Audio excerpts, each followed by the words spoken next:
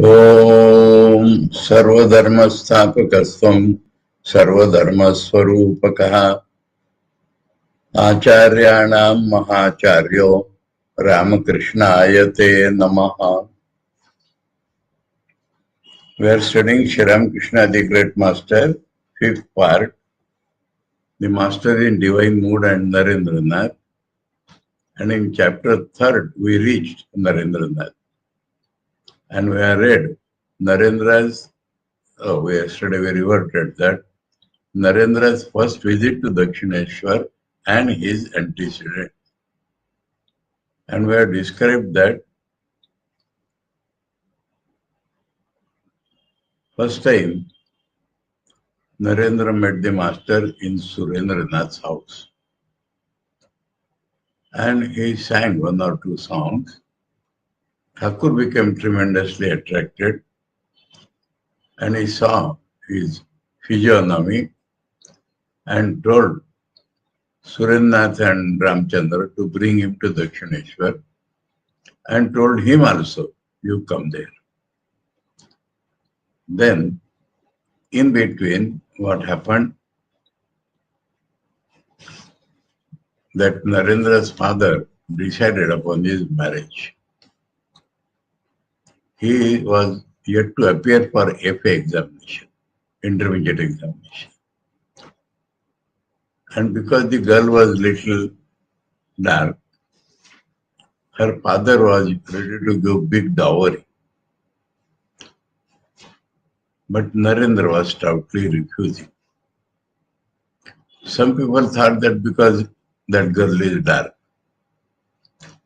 But Ramchandra, who had grown in Narendra's house, he only understood that Narendra is doing this because of his spiritual inclination. He is thinking that this marriage will be a tremendous obstruction in his path. And he knew that Narendra is going to Brahma Samaj. So he told him that if it is this reason, then instead of wasting your time going here and there, come with me to Dakshineshwar. And he agreed. And one day, Surendranath, who was his neighbor, brought his carriage and said, come with me. So Narendra with a few friends went with him. Now, seeing him, Thakur's attitude changed completely. And ignoring his friends, he took him to the side veranda and closed the room door. That means nobody could see them. And Naren thought that he wants to give me some special instructions in seclusion. But Thakur said, why you came so late? And two things Thakur said. That hearing the words of worldly people, my ears have got burned. And unable to talk my innermost experiences, they are all swelling in my heart. So Thakur recognized him as the fittest disciple, both that he will learn from Thakur, understand him fully, and give this to the whole world also. Because Thakur was doing nothing selfishly. He was doing everything for the good of the world only. And in that, Naren will be the chief helpmate, though there will be others also. And then he started feeding him. And when Naren said that I will share with friends, he said they will take afterwards, you eat now. And he was not satisfied by whatever he was doing for Narendra. And then suddenly he said that you are Nara, the part of Narayana. And both Nara and Narayan come only to do good to the world, to awaken people. Then when they returned to the room, Narayan observed him that his behavior with everybody was absolutely normal. No trace of that madness. Narendra thought that it is monomania. And then it is not mentioned here clearly. But we know that the question which was haunting Narendra, he asked him, Sir, have you seen God? To which we also know that the master replied in 5 sentences. Yes, I know him. I have seen him. His question was, Sir, have you seen God? And Thakur's reply was, yes, I see, not past tense, present tense.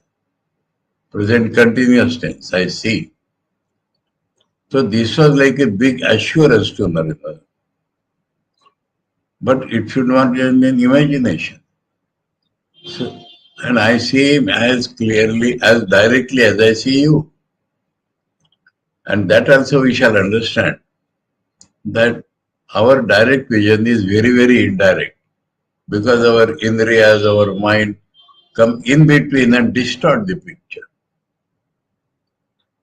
So the third sentence is, but I see him 1,000 times clearly and brightly than I see you. And the fourth sentence is, but who wants to see him? They weep for their wives and children and money. Who wishes that he has not seen God? And then the fifth sentence, most important, all important. If you do as I tell you, you will also see. By the nature of his talk, by the directness of his talk, Narendra immediately understood that he has seen God, he sees God, and he has renounced everything to see God. So he thought, we shall see, that I must come and study him. And though he is a monomaniac. Now here, one remark I want to make. Thakur is praising him to the skies. But Naren's mind can objectively look at himself. If somebody praises somebody, then what happens? I am so big. That is the first reaction.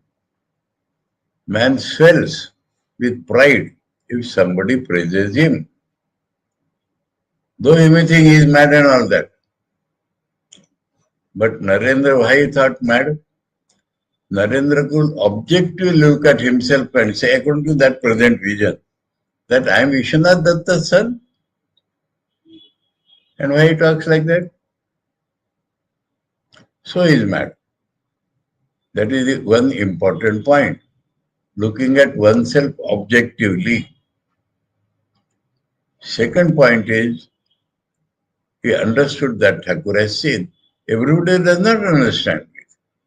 When you are hankering for a thing, when you are trying for a thing, then if somebody has attained, you can understand. So that is the second point. And Thakur did not tell fully, but Narendra told all these things. So that is what we saw.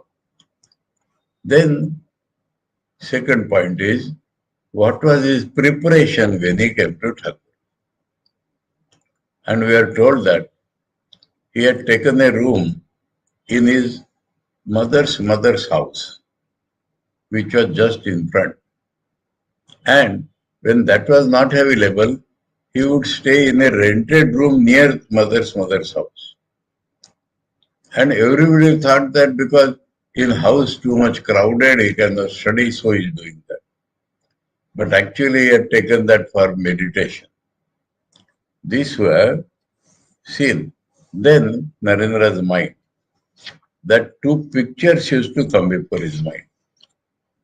First, that he can be worldly self. He can be the greatest man in this world. And also that he has the capacity to do that. But then other picture would come, replacing this picture. That is Kopinavanta Kalubhagyavanta. He is only wearing kopin and sitting near a river and meditating on God. And there also the mind told him, you have the capacity, you can do that. And then sometimes these pictures would alternate. But the second picture would be stronger, and thinking of God and his future life, he could sleep. That is what we have read. Now, other things about Narendranath are equally important. And we have seen that for the sake of religion, he became vegetarian and he observed strict brahmacharya, slept on the floor or on one blanket only, and passed whole night in meditation. So now we come to point number 13. Narendra's natural inclination for meditation.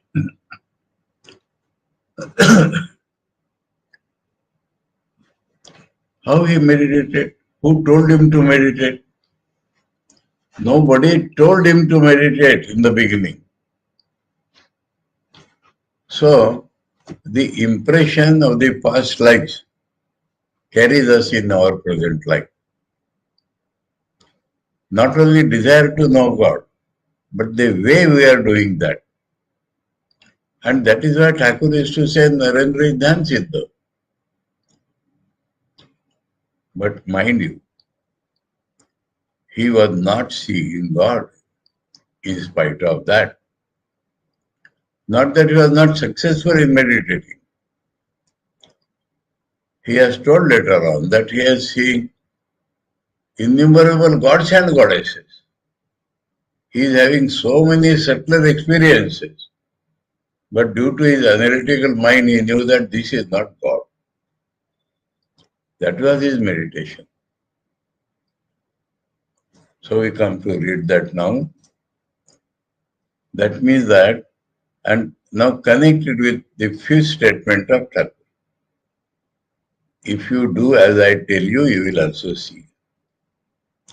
So this requires a guidance. And we have seen in our scriptural study, especially Shankar's commentary on any Upanishad anywhere. He said, some people say God cannot be seen. We accept it that if you do not have a guru, God cannot be seen. But those who have a proper guru, he will never say God cannot be seen. So that was the missing link. And that was due to the influence of Western education and Brahma Samaj. They believed that I am a man, he is a man, how can a man teach man? But Narendra understood on the first day that he has seen and he is a sarvasva tyagi, and so I have to come to him again and again to study. So, even at that young age, Narendra found out without any external aid that meditation was the best method for the realization of God. Why it says best method?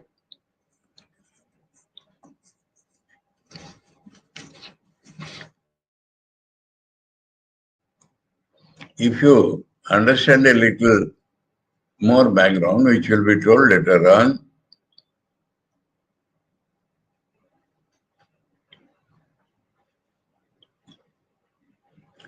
एकमात्र प्रशस्त पथ रूपे.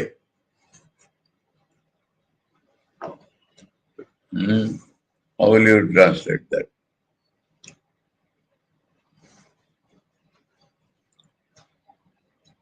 Prashasta, praiseworthy. The English word for prashasta will be praiseworthy. And ekmatra, the only praiseworthy. The only praiseworthy meditation.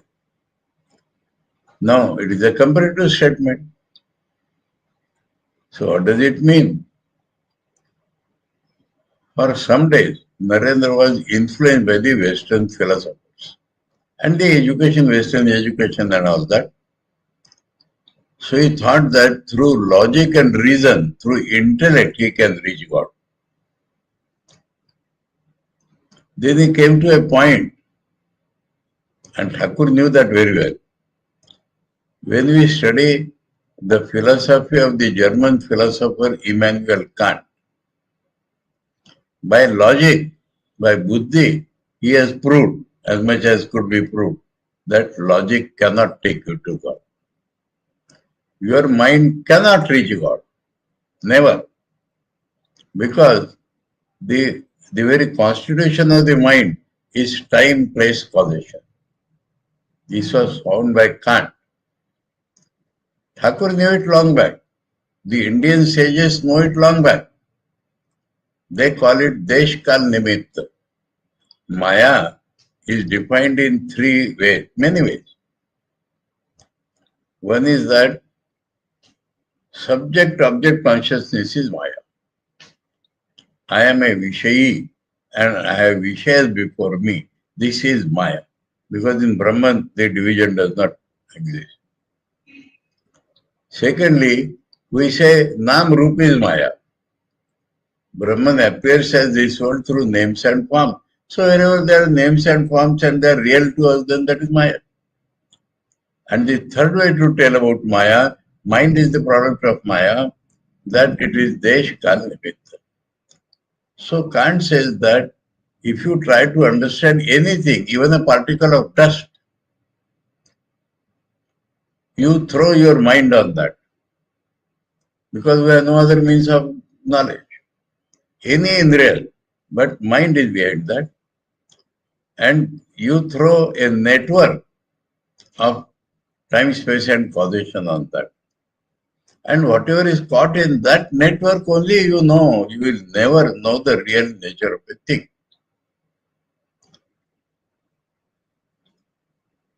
Now, there Kant says, yesterday I told Narendra is a big question mark, but he will not stop without getting the answer. So at that point, Kant says that give up the idea of seeing God and try to see how you can happily live in the world. You know, you can note down or in memory. Kant's first book is The Critique of Pure Reason. Critique means the critical analysis of pure reason. And the second book is The Critique of Practical Reason. But there is big difference between Kant and Narendra. Narendra's mind told him that if I do not see God, the life is not worth living. It is just a vegetating life growing like the trees and plants. And this was never a negative thing. Life is not worth living. I must see Him. And it is at that point this meditation came. He was adapting meditation right from his childhood. But this description, now you understand, the only praiseworthy way, it came at this point. That intellect, logic has no chance of reaching God. So, but his mind tells that if God is there, He must have made a way for man to realize it. Then what is the way left? Dhyan. So it did not end in Nastikata or the doubt of Agya was coming to him. Skepticism and all that was taking place. But his mind was not allowing that. And what he thought was, people who talk about God, to them he used to ask, have you seen God? And they would avoid that question. And Devendranath Tagore, he was for sadhana, living in a houseboat in those days. And Naren went there with of his friends and asked him, have you seen God? He said, my boy, your eyes shine like that of a yogi. You should meditate. So that increased his idea for meditation, but it was already there. And he became disappointed that he could not give the answer. This was the state of the mind when Naren came to him. And that is why Thakur's first answer is to assure him, I have seen. Naren used to think that if anybody says that I have seen, then I will also see, because he is a man, I am a man. There, that point, that guidance is necessary, was not known to him. Other than that, not as Kant says, so 1,000 times more directly and clearly. So that was proper. And who weeps? So Naren was internally weeping. So only that last point was there. So now we understand that the only praiseworthy way is to meditate.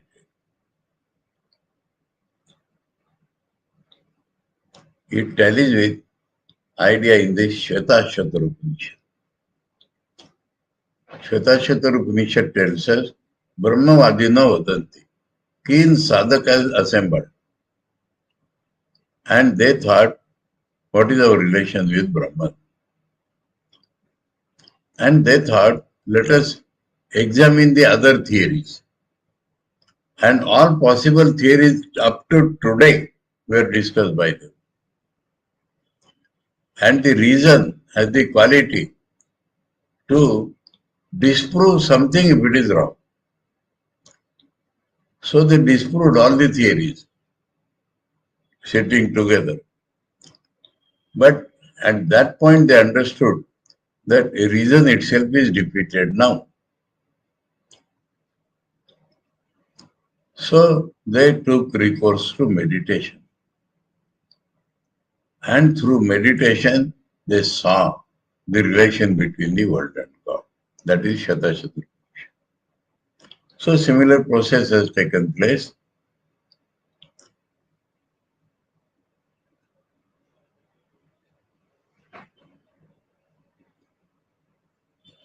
The only praiseworthy method for the relation of God.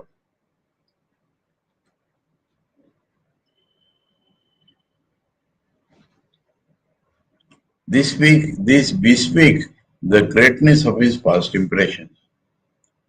When he was about 4 or 5 years old, he used to buy in the market small images of Sita, Ram, Shiva, and other gods and goddesses.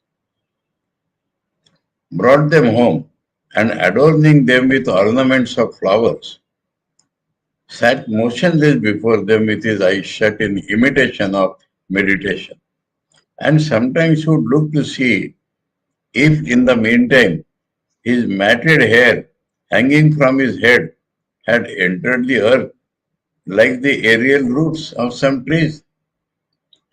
For he had heard from the old ladies of the household, that was his source of knowledge, that munis and rishis sat in meditation for such a long time that their matted hair grew long, came down and entered the earth that way. Old ladies exaggeration, Puranic. So he is meditating and looking whether they have grown or not. Now it takes old age or hundreds of years to do that. So as a child, that is missing. You think that now it will grow. There is a similar incident in Krishna's life. It's not about meditation. But his mother is telling him, take milk. Then only your hair will grow. So there is a song, Maya kab badegi choti. It is still not growing. I am drinking milk, it is still not growing. That is the children's nature.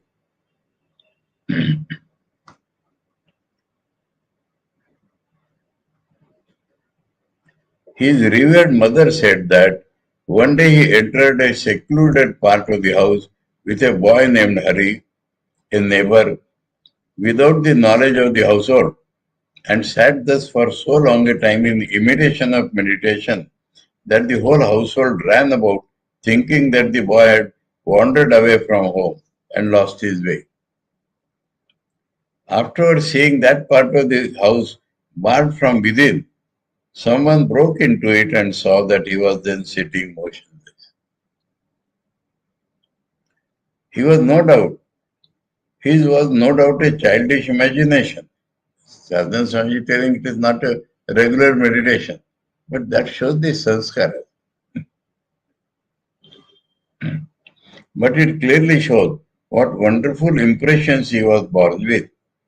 Anyway, no one of his relatives knew that he used to practice meditation every day at the time we are speaking of. So that was childhood thing to show the sanskars of meditation, and now we are talking of the time when he was about to come to Thakur. For he barred his room and sat for the meditation after all the household had gone to bed. He would sometimes be so much absorbed in it that the whole night would pass away before he came back to normal consciousness. That means meditation is so deep. He has lost the consciousness of normality, but not yet seen God. The growth of that inclination on the advice of Maharishi Devendra. So I just seen that. That is the growth, but it was natural in him. Narendra's tendency to meditate was greatly enhanced on account of an event that took place about this time. One day he went with his friends to see the revered Acharya Maharishi Devendranath. That was his upadhi. He had no, like the Maharshis, actually experience. But people thought like that because he was meditating. Revered Acharya Maharishi Devendranath of the Adi Brahma Samaj. Now this we have to again understand a little. What is Adi Brahma Samaj? Within a few days we understood that Brahma Samaj was led by Keshav and it broke into two. One was Bharatiya Brahma Samaj, the other was General Brahma Samaj. Now before this breakup, before Keshav became famous and Vijay and separated, some people belong to the old Brahma Samaj. They are neither saying that we are Bharatiya or General. That is called the Adi Brahma Samaj. So actually Brahma Samaj broke in three parts. Keshav's party, Vijay and Shivaram's party, and the old party. So he belonged to that old party. That is Adi Samaj.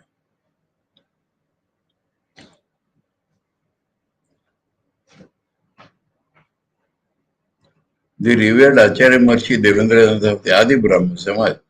On that occasion, the Maharishi lovingly made the young men sit near him, gave much good instruction. What he gave, we do not know. And requested them to practice meditation on God every day. Nirakara God.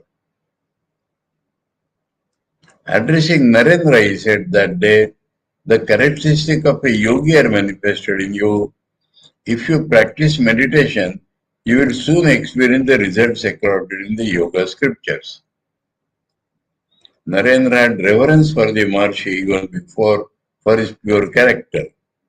Therefore, there is no doubt That one is advice. He applied his mind to the practice of meditation with greater zeal than before. What is zeal? What is zeal? Enthusiasm. Enthusiasm.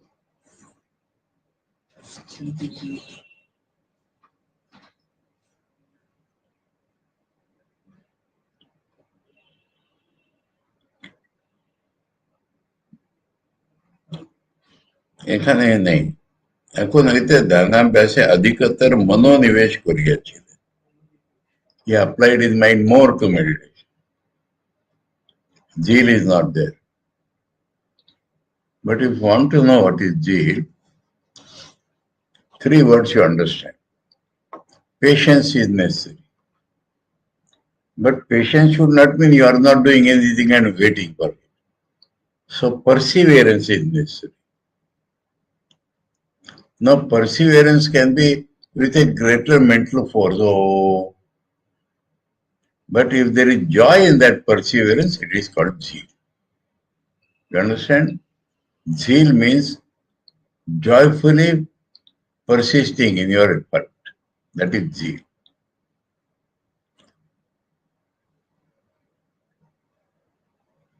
Now, other parts of Narendra. The many-sided genius of Narendranath. Genius? What is genius? What is the Indian word for genius? Pratibha. Pratibha or genius means special intelligence in a particular thing, which can do research, which can specially go inside.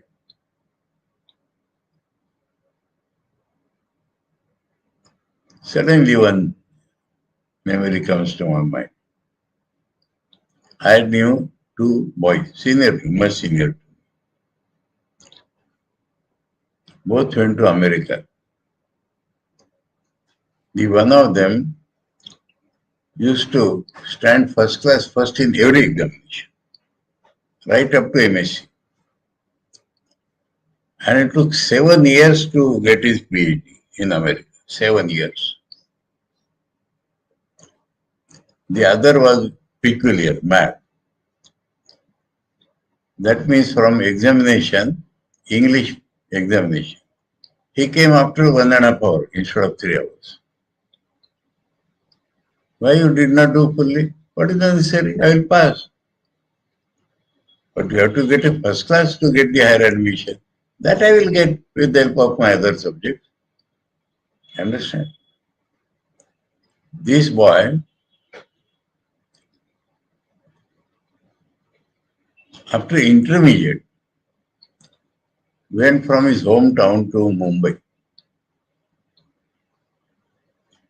attracted by the better. He finished his college library as far as mathematics is concerned.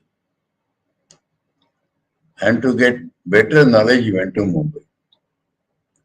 And as a student of BSc, he started going to the Tata Institute of Fundamental Research. And they have their peculiar method. They do not see what is your degree. If you are capable to research, you do. So he finished his BSc.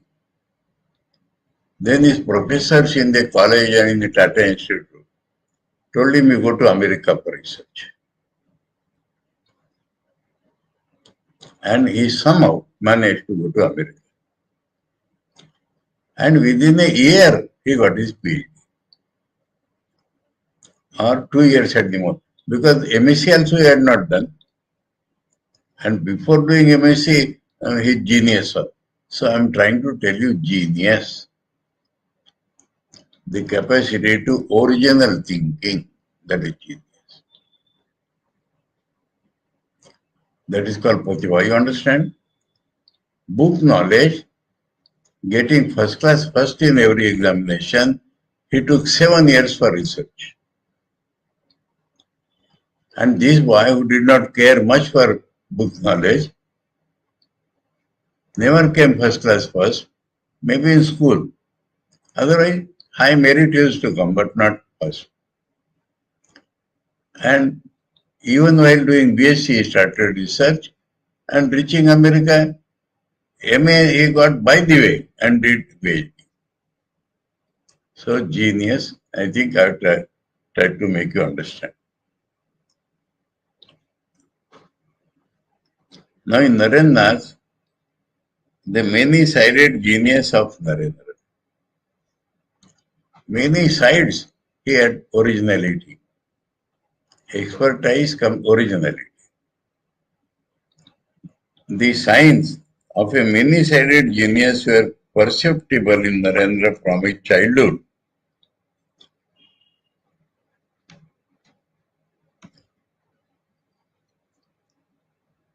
He got by heart all the aphorisms of the Sanskrit grammar book named Mugdhabodha,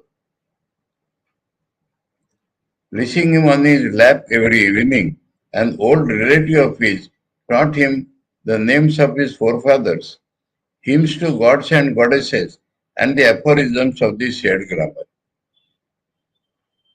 At the age of 6, so he could remember everything. At the age of 6, he was able to learn by heart the whole of the Ramayana done to music. Ramayana Pala, done to music. If it was sung anywhere in that quarter, he was sure to be present there. Attraction for Rama. One day at a certain place nearby, a singer of that epic, while singing a part of the musical composition, could not recall a certain passage. Narendra immediately repeated that portion for him and got a kind reception and some sweets from him. Now this is genius, huh?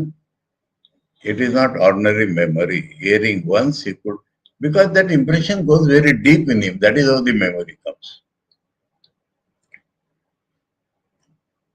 And why forefathers? That was used to be taught in those days. It is a sort of obligation in our life that we have for our forefathers. And what were the things? Hymns of gods and goddesses. And that Mugdhabodh Vyakaran. Why Mugdhabodh Vyakaran? That if you know Sanskrit properly, you can understand the scripture. That is the place of Vyakaran.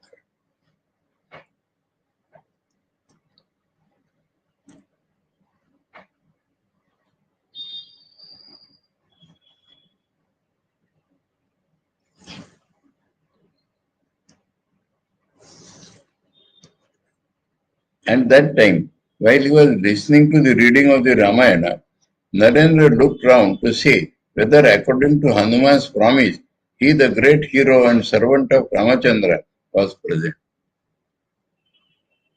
So that shows the faith in the scriptures, even at child.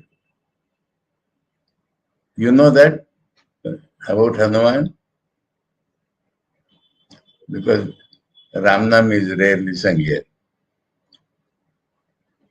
At the end of Ramnam, there is a shloka on Hanuman. You have read that? You have attended also, na?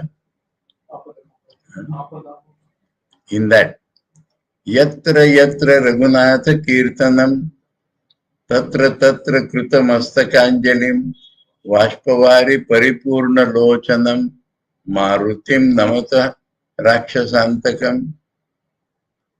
So he spread a mat for Hanuman wherever Ramnam is sung. Because he has said, wherever there is Rama's name, I will be there. So Narendra, when he hears the recital of Ramayana, he looks whether Hanumanji is there or not.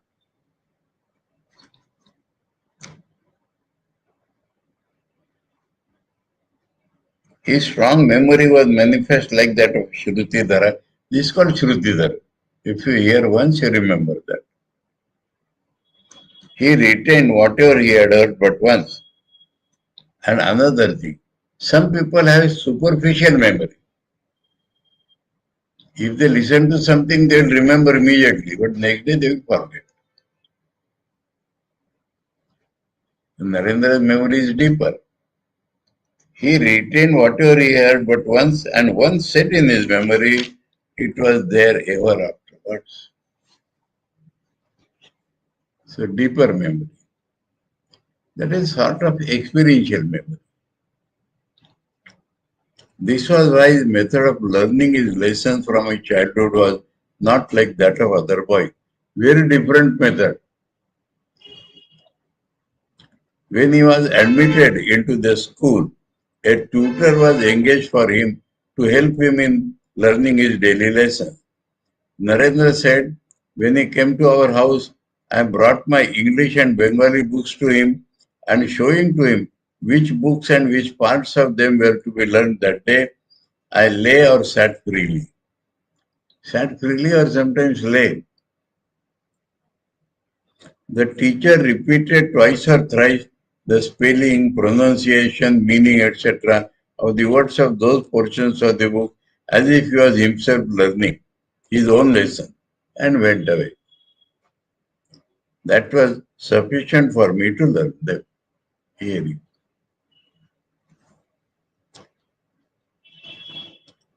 When he grew up, he would begin to master the textbooks only 2 or 3 months before the examination. At other times, he spent his time in reading other books of his choice. We shall see not novels and fiction books. Special interest in special subjects. Thus, before appearing for the entrance examination, matric examination, 2-3 days before, that is telling, he had read practically all the important books in English and Bengali before matric. Read all the important books in English and Bengali literature and many books on history. That was special.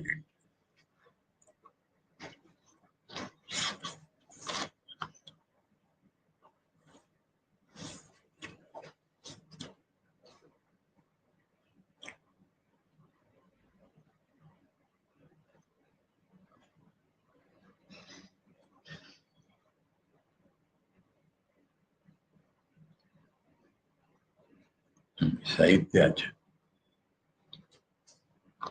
and history.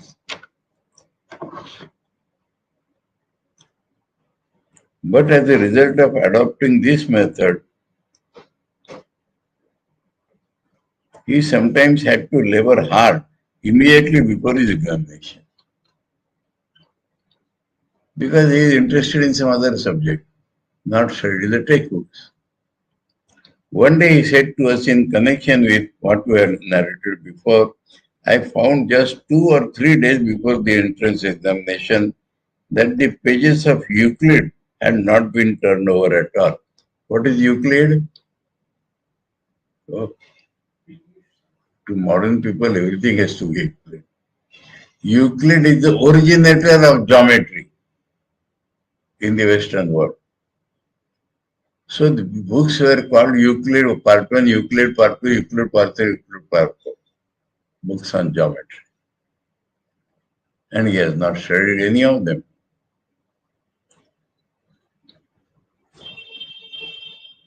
I then sat up the whole night to study it. I mastered all the 4 books on the subject in 24 hours. Peculiar, no? 24 hours he could study. And all books he could read. And appear at the examination. It is needless to say that he could do so only because he had a robust body and an extraordinary memory by the will of God.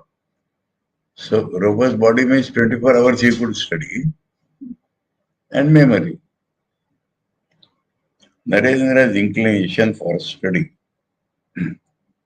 Study special subjects. When it is said that Narendra spent his time in reading books other than his textbook. Let no one think that he read novels and plays only and wasted his time. There is a word only here.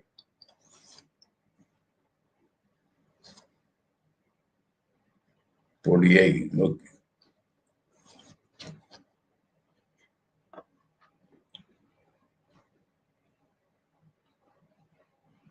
At certain particular times, a great inclination to study books on particular subjects arose in his mind.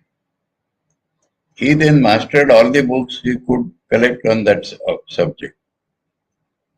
For example, in 1879, the year of his entrance examination, he felt an urge for reading the important available books on Indian history and read Marshman, Elphinstone, etc. Here there is a peculiar printing.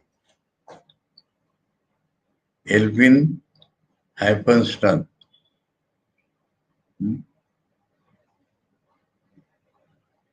Why?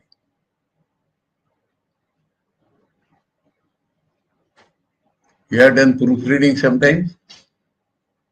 You have done proofreading?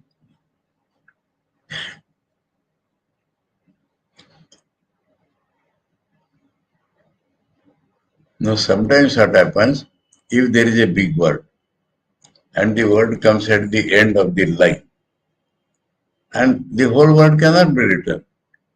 So we put a hyphen there and continue in the next line. Now, in the next edition, suppose the font is changed and the whole word can come in, but blindly that is taken, mechanical. You understand? So, to others they will think why it is too.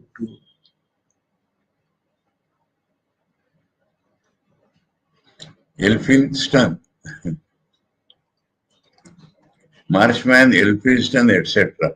The well-known books written by British authors on Indian history. During his study for the FA examination, he mastered one by one all the available books on logic in English, such as those by Whiteley, Jevons, Mill.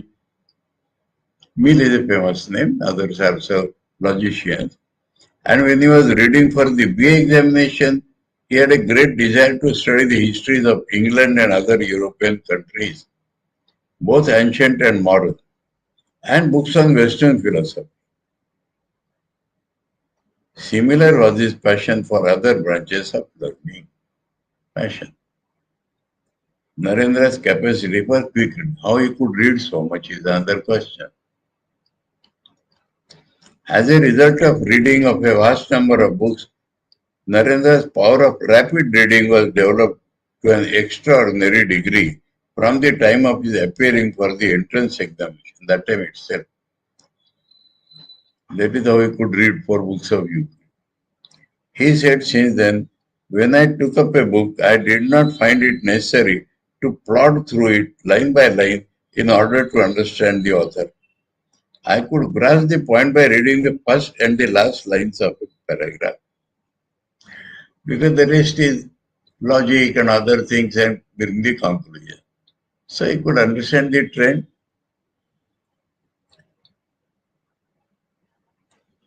Gradually that power became developed and it was not necessary to read the paragraphs also in the aforesaid way. Sometimes I read the first and last lines of each page and the content was known.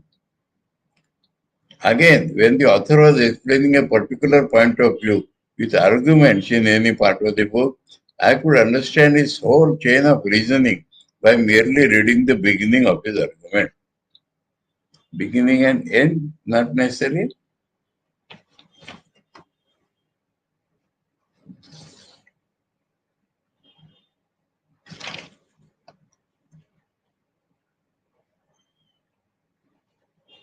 Karma mantra.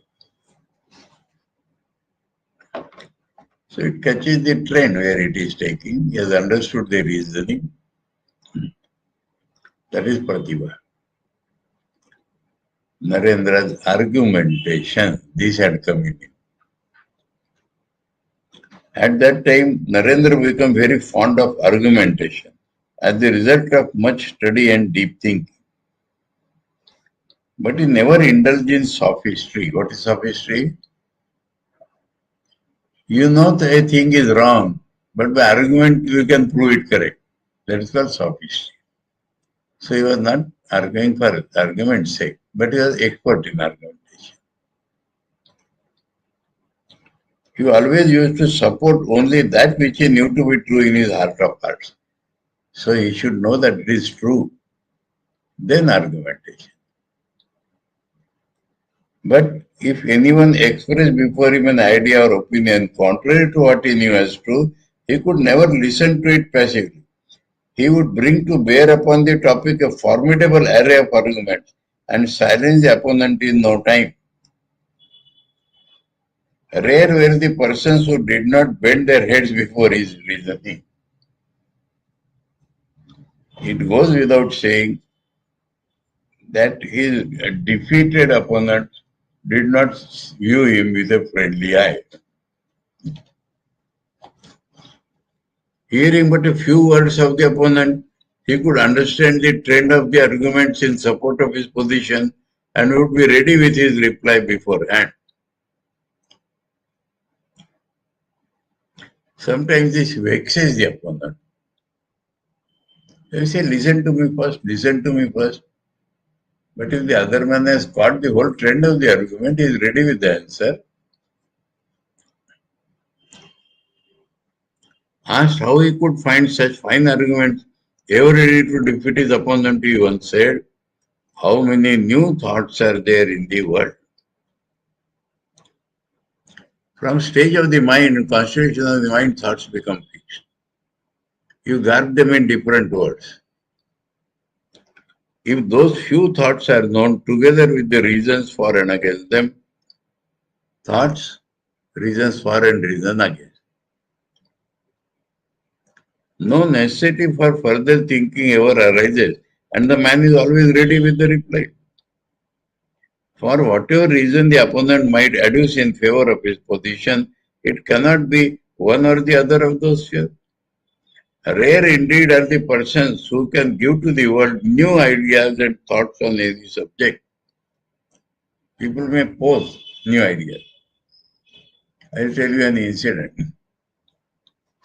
In Nagpur, we had a professor of philosophy. Yes. And he had studied by both the orthodox and the Western method, PhD and Shastri Acharya and everything. Now, some books which came for review in the magazine Jivan Vikas. So a man had written a book on poetry and half or more than was his preface. And he says presenting a very new idea. Our editor said, send this book to Dravid Shastri. And within no time, he wrote the review that there is nothing new in this book. The old Parsi dualistic method is presented. That's so thoughts are not new.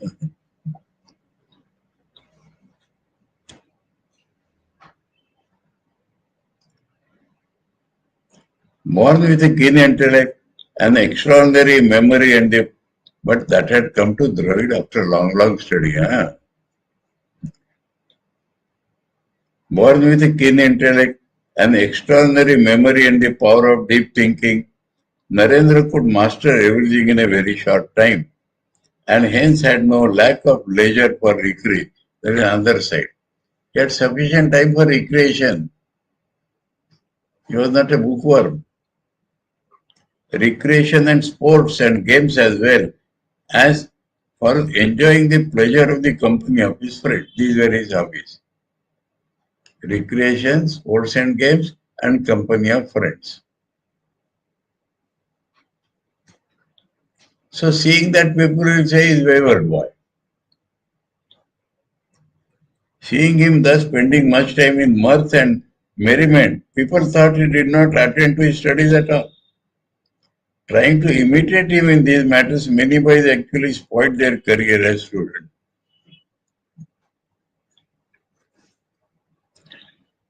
Narendra's love for physical exercise, see many-sided genius. Generally, the brilliant boys and others, they do not care for the body.